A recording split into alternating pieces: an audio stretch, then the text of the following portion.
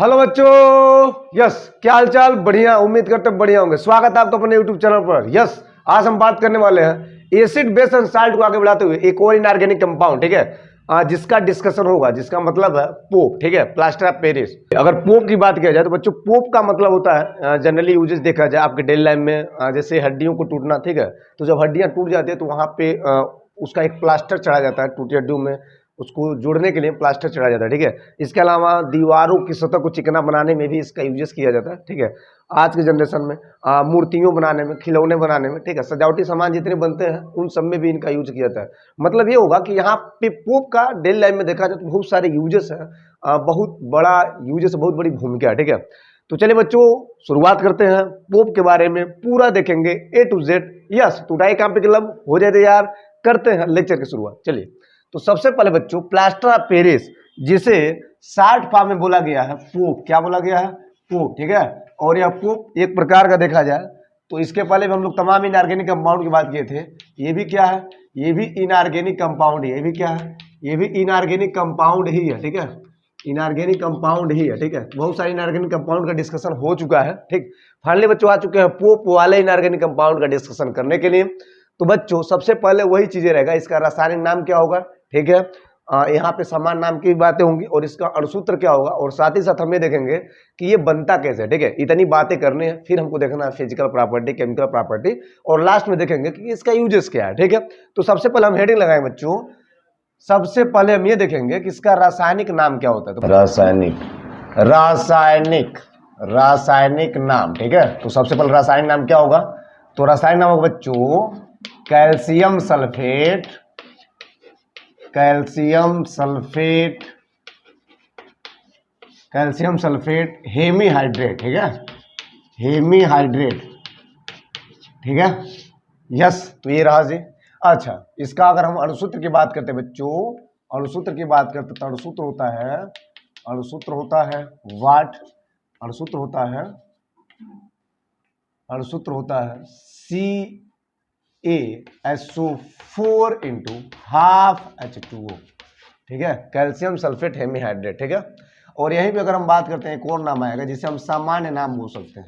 तो सामान्य नाम की बातें करते हैं बच्चों, तो इसका सामान्य नाम होगा वही पोप, यानी कि प्लास्टर ऑफ पेरिस। क्या बोलेंगे? सामान्य नाम बोलेंगे पोप, यानी कि प्लास्टर ऑफ पेरिस। तो जो प्लास्टर ऑफ पेरिस है वो है एक सामान्य नाम। वो क्या है? वो है एक सामान्य नाम, ठीक। अब यहां तक तो ठीक है कि एक पोप का मतलब है सीधा सीधा एक प्रकार का इनऑर्गेनिक कंपाउंड, और इनऑर्गेनिक कंपाउंड में सबसे पहले इसका जो रासायनिक नाम होगा वो होगा calcium sulphate hemihydrate, right. Calcium sulphate hemi का मतलब क्या होता है? आधा। सामान्य नाम क्या हो जाएगा? प्लास्टर ऑफ पेरिस, ठीक।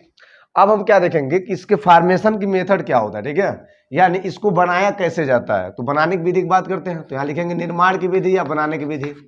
क्या लिखेंगे? निर्माण की विधि, दैट मीन्स फॉर्मेशन क्या है, मतलब इसको हम बनाएंगे कैसे। अब सिंपल सी बात है कि इसको बनाने के लिए आपको एक और इनऑर्गेनिक कंपाउंड लेना पड़ेगा, राइट, जिसका मतलब क्या होता है, जिसे हम कहते हैं जिप्सम कहते हैं। जिप्सम आप एक शब्द याद रखिएगा, ठीक है, जिससे हम कहते हैं जिप्सम। तो बच्चों जब जिप्सम का क्या मतलब होता है? जब कैल्शियम सल्फेट, जब कैल्शियम सल्फेट डाइहाइड्रेट, ठीक है, calcium sulphate dihydrate, that means इसका नाम होता है जिप्सम। क्या बोलते हैं? इसे बोल सकते हैं जिप्सम। को कितना डिग्री सेल्सियस पर, कितना डिग्री सेल्सियस पर? 120 डिग्री सेल्सियस पर या 393 केल्विन टेम्परेचर पर गर्म किया जाता है, ठीक है, गर्म किया जाता है। तो बच्चों ये क्या करता है? गर्म करने पर यह निर्जलीकरण हो जाता है, मतलब यहां से इसके जो आयन होते हैं जल वाले वो अलग हो जाते हैं। गर्म किया जाता है तो निर्जलीकरण,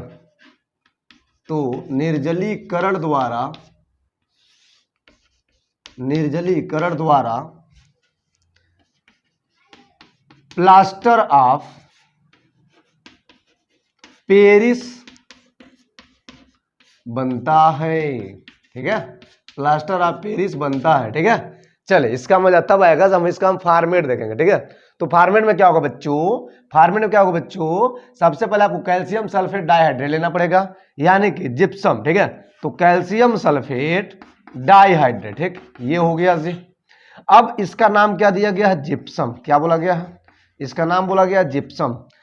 हाँ, तो जब इसको हीट करेंगे 120 डिग्री सेल्सियस पर, या बोले 373 केल्विन टेम्परेचर पर, 393 केल्विन टेम्परेचर पर, तो क्या होगा, यहां पर सिंपली ये निर्जल हो जाएगा। यूं बोले यहां पर calcium sulphate half H2O hemihydrate बोल सकते हैं, plus what 1/1/2, that mean 3/2 H2O, यानी कि यहां पे फाइनली क्या हो गया, निर्जलीकरण की प्रोसेस हुई है। इसका मतलब ये हुआ है कि यहां पर अधिक से अधिक मात्रा में जल का अलग हुआ है, जल का विखंडन हुआ है, जिसके बाद ये जो कंपाउंड बचा है इसी का नाम है पोप, इसी का नाम है प्लास्टर ऑफ पेरिस, राइट।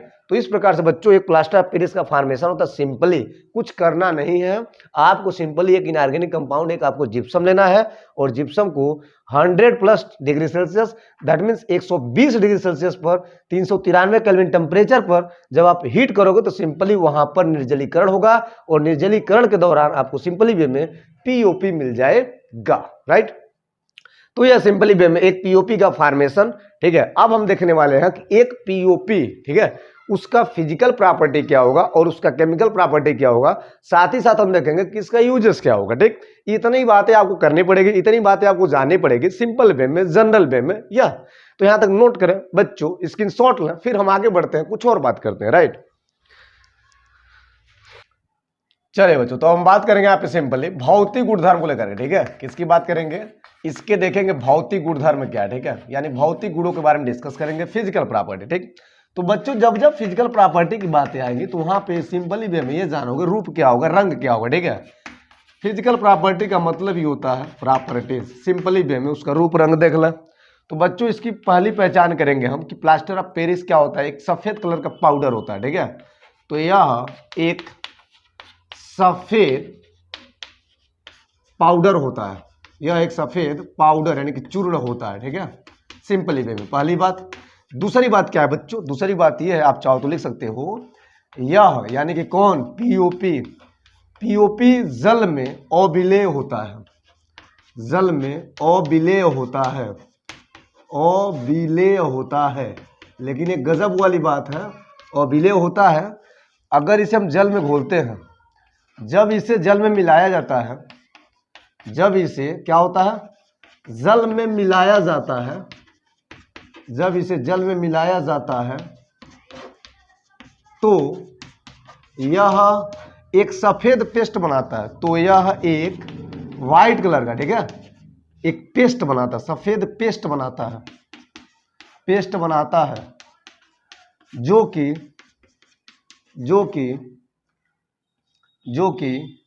क्या होता है, सूखने पर सख्त हो जाता है, जो कि सूखने पर सख्त यानी कि टाइट हो जाता है, सूखने पर सख्त हो जाता है, सख्त हो जाता है, ठीक है, सख्त हो जाता है।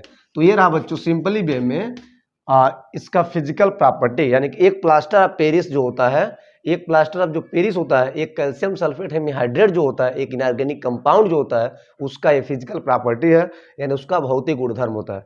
व्हाइट कलर का होता है, पहली पहचान हो गया। तो व्हाइट कलर का तमाम प्रकार के इनऑर्गेनिक कंपाउंड होते हैं, लेकिन उसके अलावा एक अलग विशेषता देख लें, पीओपी का मतलब होता है जल में अविलेय होगा, जल में घुलेगा नहीं, लेकिन अगर जल में डालोगे तो सिंपली पेस्ट बनाएगा, व्हाइट कलर का पेस्ट बनेगा, और वह जब पेस्ट सूखता है तो वो चिकना और वो सख्त हो जाता है, टाइट हो जाता है, ठीक है। तो सिंपली वे में ये 3 से 4 जो आपको प्रॉपर्टी मिला है, ये काफी इनफ रहेगा एक प्लास्टर ऑफ पेरिस को समझने के लिए, ठीक है प्यारे बच्चों। इसके अलावा और भी आप चाहें तो फिजिकल प्रॉपर्टी आप लिख सकते हैं। फिलहाल हम आगे बढ़ते हुए बात करेंगे इसका जनरली केमिकल प्रॉपर्टी क्या होगा, यानी कि रासायनिक गुणधर्म क्या होगा। अब एक प्लास्टर ऑफ पेरिस, एक पीओपी कैसे काम करता है, उसका हीटिंग इफेक्ट क्या होता है, और वो जब रिएक्शन करता है दैट मीन्स H2O के साथ जब वो काम करता है तो कैसे करता है, ये सब बातें हम यहाँ पे करने वाले हैं। फिलहाल यहाँ तक नोट करें, यस हेडिंग लगाएं, केमिकल प्रॉपर्टी दैट मीन्स रासायनिक गुणधर्म, ठीक है। चलिए बच्चों, तो जहां तक बात करते हैं बच्चों रासायनिक गुणधर्म को लेकर के, दैट मीन्स केमिकल प्रॉपर्टी, ठीक है। तो सबसे पहले यहाँ पे केमिकल प्रॉपर्टी हम देखने वाले हैं हीटिंग इफेक्ट, क्या देखेंगे, हीटिंग इफेक्ट, ठीक है। यहाँ देखेंगे ऊष्मीय प्रभाव, ठीक है, ऊष्मीय प्रभाव, हीटिंग इफेक्ट, ऊष्मीय प्रभाव में क्या होता है, यानी ऊष्मा का प्रभाव जब होता है तो क्या होता है, हीटिंग इफेक्ट। ठीक है, जरा विचार करेंगे। तो बच्चों सबसे पहले इसमें समझने वाली बात यह है कि यहाँ पर जब हम टेम्परेचर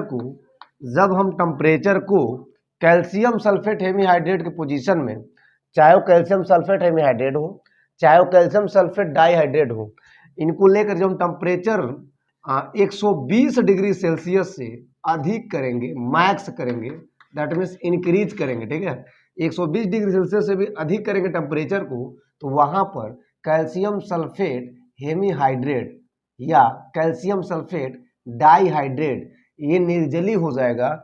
यूं बोले इसमें से जल की पूरी मात्रा खत्म हो जाएगी। यस, तो बच्चों यहाँ पे होता क्या है, चाहे वो कैल्शियम सल्फेट डाइहाइड्रेट हो, ठीक है, चाहे वह कैल्शियम सल्फेट हेमीहाइड्रेट हो, ठीक है, इन दोनों के प्रेजेंस में, इन दोनों के पोजीशन में जब हम टेम्परेचर को 120 डिग्री सेल्सियस से अधिक करते हैं, या यूं बोलें 373 डिग्री सेल्सियस अधिक करते हैं, 393 डिग्री सेल्सियस अधिक करते हैं, ठीक है, तो यहाँ पर सिंपली बच्चों होता है कैल्शियम सल्फेट मिलता है। ठीक है, कैल्शियम सल्फेट जो कि निर्जली होता है, यानी यहाँ पर H2O अलग हो जाता है। यहाँ पे जो मिला है इसको बोलते हैं निर्जलीय। क्या बोलते हैं, ये बोलते हैं निर्जलीय। ठीक है, क्या बोलते हैं, निर्जलीय। ठीक है, क्या बोलेंगे, निर्जली बोलेंगे। ठीक, अब ये जो कैल्शियम सल्फेट है, यानी यहाँ पर भी देखा जाए तो यहाँ पर भी 120 डिग्री सेल्सियस अधिक करेंगे तो यहाँ पर भी क्या होगा, सेम वही प्रोसेस, कैल्शियम सल्फेट अलग हो जाएगा और यहाँ पर हाफ H2O हो जाएगा। ठीक, तो दोनों के पोजीशन में यहाँ पे निर्जली क्या मिल रहा है, प्लास्टर मिल रहा है। ये निर्जली प्लास्टर है। इस प्रकार के प्लास्टर को हम बर्नेट प्लास्टर भी बोलते हैं। क्या बोलते हैं, बर्नेट प्लास्टर बोलते हैं। क्या बोलते हैं, बर्नेट प्लास्टर बोलते हैं, बर्नेट प्लास्टर भी बोलते हैं। ठीक है, बर्नेट प्लास्टर भी बोलते हैं। ठीक है, डेड बर्नेट प्लास्टर पूरा हो जाएगा, डेड मतलब यानी मृत जला हुआ प्लास्टर बोल सकते हैं। ठीक है, इस पोजीशन में कब होगा, जब हम टेम्परेचर को 120 डिग्री सेल्सियस से अधिक करेंगे तो यहाँ पर जो प्लास्टर प्राप्त होगा वो निर्जली होगा। ठीक है, और इस प्लास्टर को हम बोलते हैं, डेड बर्नेट प्लास्टर। ठीक है, तो बच्चों ये है सिंपली वे में एक हीट का इफेक्ट, एक हीटिंग इफेक्ट। अब इसमें एक लॉजिक वाली बात क्या है, इसमें एक लॉजिक वाली बात कि अगर ये जो बर्नेट प्लास्टर प्राप्त हुआ है, ये जो निर्जली प्लास्टर प्राप्त हुआ है, अगर हम इसको लेकर के टेम्परेचर और ज़्यादा इंक्रीज करना तो क्या होगा। सिंपली बच्चों, अगर हम निर्जली प्लास्टर को यानी कि बर्नेट प्लास्टर को लेंगे और वहाँ पर टेम्परेचर हाई कर देंगे, दैट मीन्स 300 से ज़्यादा यानी कि 400 डिग्री सेल्सियस कर देंगे, तो वहाँ पे सिंपली बच्चों उस बर्नेट प्लास्टर का यानी कैल्शियम सल्फेट का अपघटन हो जाएगा और वहाँ पे सल्फर डाइऑक्साइड गैस, साथ ही साथ ऑक्सीजन गैस बाहर निकल जाएगा। ठीक है, तो इतनी बातें आपको नोट करनी पड़ेगी, कहीं बगल में नोट कर दिया। ठीक है, यहाँ पे नोट कर देते हैं, नोटेशन में पॉइंट वाली बात है। ठीक है, वाट क्या लिखेंगे, 400 डिग्री सेल्सियस पर कैल्शियम सल्फेट, दैट मीन्स ये होता है निर्जली प्लास्टर। क्या होता है, निर्जली प्लास्टर। ठीक है, निर्जली प्लास्टर को गर्म करने पर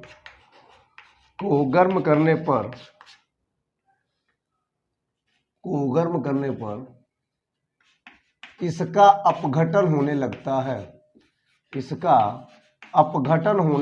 है। ठीक है, इसका अपघटन होने लगता है। क्लियर है, अच्छा जी, इतनी बात है।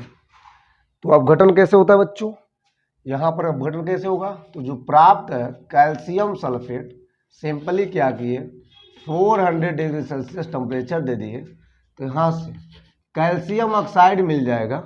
क्या मिलेगा, कैल्शियम ऑक्साइड मिल जाएगा प्लस सल्फर डाइऑक्साइड गैस और इसके साथ साथ O2 गैस निकलेगा।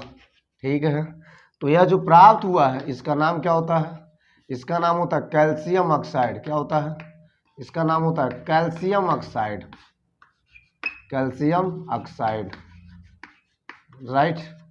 तो ये बातें हैं जी। तो सिंपली वे में क्या सीखे कि जब हम 120 डिग्री सेल्सियस अधिक टेम्परेचर कराएंगे तो वहाँ पे निर्जली प्लास्टर मिलेगा, और जब निर्जली प्लास्टर को पुनः 400 डिग्री सेल्सियस पर रखते हैं तो वहाँ पे इसका अपघटन हो जाता है, ये टूट जाता है, और सिंपली वे में सल्फर डाइऑक्साइड गैस और उसके साथ साथ कुछ मात्रा में ऑक्सीजन गैस बाहर निकल जाती है, ठीक। तो ये प्रोसेस आपको समझना पड़ेगा कि कैसे एक हम प्लास्टर पेरिस को सिंपली वे में निर्जली किए हैं, ठीक है, एनाइडस किए हैं, और वहाँ पे कैसे उसको लेकर के फिर से उसका अपघटन कराए हैं। तो सारा कमाल किसका? टेम्परेचर का। तो यही होता है बच्चों हीटिंग इफेक्ट। हीटिंग का मतलब होता है, हीट का मतलब होता है एक फैक्टर का काम करना, और फैक्टर का मतलब होता है अपना प्रभाव डालना, ठीक। तो पहला केमिकल प्रॉपर्टी में, पहला रासायनिक गुणधर्म में ये उसमें प्रभाव बहुत ही ज्यादा जबरदस्त प्रभाव, ठीक। अब हम बात करेंगे सेकेंड की रिएक्शन विथ H2O, यानी कि जब हाइड्रेट के साथ एक प्लास्टर पेरिस रिएक्शन करेगा तो क्या होगा, राइट। यहां तक नोट करें, स्क्रीनशॉट लें, आगे बढ़ते हैं। चलिए बच्चों, तो सेकेंड बात करते हैं बच्चों। सेकेंड में क्या होगा कि जब हम जल के साथ क्रिया कराएंगे, ठीक है, जल के साथ अभिक्रिया कराएंगे, जल के साथ अभिक्रिया, that means reaction with water, reaction with water, जल के साथ रिएक्शन क्या होगा बच्चों? सिंपली वे में इसका भाषा क्या बनेगा कि जब एक प्लास्टर ऑफ पेरिस यानी कैल्शियम सल्फेट हेमीहाइड्रेट जब वो जल से रिएक्शन करेगा तो यहाँ पे ये सिंपली वे में इसमें जल की मात्रा बढ़ेगी, ठीक है। तो ये फिर से क्या बना लेगा? वो जिप्सम बना लेगा। कैसे बना लेगा जरा देख लो। यहाँ पे कैल्शियम सल्फेट, ठीक है, हेमीहाइड्रेट ले लिए और इसमें हमने क्या किया? जल को डाला, तो ये बना लेगा भैया जिप्सम। जिप्सम बनाएगा तो जिप्सम जानते हो CaSO4 2H2O बोल सकते हैं, ठीक है। वैलेंस की बारे तो बैलेंस आप कर सकते हैं, हाफ H2O है, ठीक है। और यहाँ पे सिंपली वे में देखा जाए तो क्या होगा जी? यहाँ पे हो जाएगा, अगर हम यहाँ पे 1 सही 1/2 करते हैं तो क्या होगा? हाफ, यहाँ पे ये हाफ और इसमें जुटेगा तो हो जाएगा 2H2O। सिंपली हो तो गया, मतलब 1.5 H2O और यहाँ पे हाफ H2O, क्या हो जाएगा? 2H2O। तो इसका जो नाम बच्चों, इसका नाम बोलते हैं जिप्सम। क्या बोलते हैं? इसका नाम होता है जिप्सम, यानी वो फिर से जिप्सम बना लेगा। जब हम फिर से इसमें हाइड्रेट मिलाएंगे, हाइड्रेट की मात्रा जब फिर से इंक्लूड कराएंगे तो ये सिंपली क्या बनाएगा? जिप्सम बनाएगा, क्योंकि जिप्सम से ही क्या बनता है? ये बनता है, क्या बनता है? पोप बनता है। तो पोप का मतलब प्लास्टर पेरिस। एक जिप्सम से जब हम क्या कराते हैं? रिवर्स कराते हैं, दैट मीन्स इसी के विखंडन से, जिप्सम के ही विखंडन से क्या बनता है? प्लास्टर पेरिस बनता है, ठीक है, यस। और इसमें जब हाइड्रेट मिलाएंगे या तो क्या बनेगा? जिप्सम बनेगा। मतलब उल्टा रिवर्स वाली प्रोसेस हो रही है, ठीक है। यानी एक जिप्सम से जब प्लास्टर पेरिस बन रहा है और जिप्सम से प्लास्टर पेरिस बनता है तो क्या होता है? हाइड्रेट बाहर निकलता है, और जब हाइड्रेट मिलाएंगे फिर से क्या बन जाएगा? जिप्सम बन जाएगा। सिंपल सी बात। तो बच्चों इस प्रोसेस को हम बोलते हैं प्लास्टर ऑफ पेरिस का जमना। क्या बोलेंगे? प्लास्टर ऑफ पेरिस का जमना बोलते हैं, ठीक है। प्लास्टर ऑफ पेरिस का जमना बोलते हैं, ठीक है। प्लास्टर ऑफ पेरिस का जमना बोलते हैं, मतलब ये यहाँ पे फ्रेजिंग हो रहा है, ठीक है, जम रहा है। अब प्लास्टर ऑफ पेरिस जमने के दौरान क्या होता है? इसके आयतन में वृद्धि होती है। तो जब एक प्लास्टर ऑफ पेरिस जमता है तो वहाँ पर उसका जो वॉल्यूम होता है, वहाँ पर जो उसका आयतन होता है बच्चों, वो इंक्रीज होता है, ठीक है। आयतन क्या होता है? इंक्रीज होता है। आयतन क्या होता है? इंक्रीज होता है। आयतन क्या होता है? प्रसार होता है। आयतन क्या होता है? फैलता है। आयतन क्या होता है? बढ़ता है, ठीक है। तो ये बातें हैं एक केमिकल प्रॉपर्टी में सेकंड जबरदस्त प्रॉपर्टी, जिसका मतलब है रिएक्शन विथ H2O। H2O के साथ रिएक्शन के दौरान क्या होता है, कैसे होता है, या अब इसके बाद हम देखेंगे सिंपली बच्चों कि इसका यूटिलाइजेशन क्या है, मतलब इसका उपयोग क्या है, ठीक है, यूजेस क्या है। फिलहाल यहाँ तक नोट करें। चलिए बच्चों, तो जहां तक बात करते हैं यूजेस को लेकर के, उपयोग को लेकर के, तो एक सिंपल वे में देखा जाए तो प्लास्टर ऑफ पेरिस का जो यूजेस होता है, जैसा कि आपकी स्क्रीन पे दिख रहा होगा, ठीक है।